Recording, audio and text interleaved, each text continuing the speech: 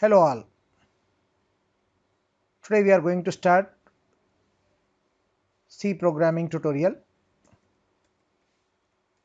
This is the first program which we are writing. The first program, first line starts with #include stdio.h. Stdio stands for standard input output header file. Include is a preprocessor directive which includes standard input output header file into the program, where every C program starts with the function called main, the code written in the flower brackets followed by the main. Let us write a simple program with the help of simple printf statement function. Welcome to C program.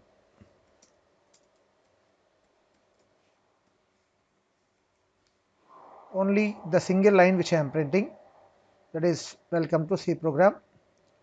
Now saving the program, file, save, that is saved with program1.c. Compile the program, no errors. Run the program, we got the output welcome to C program. I want to display the second line with the help of another printf statement. This is first video of C programming tutorial.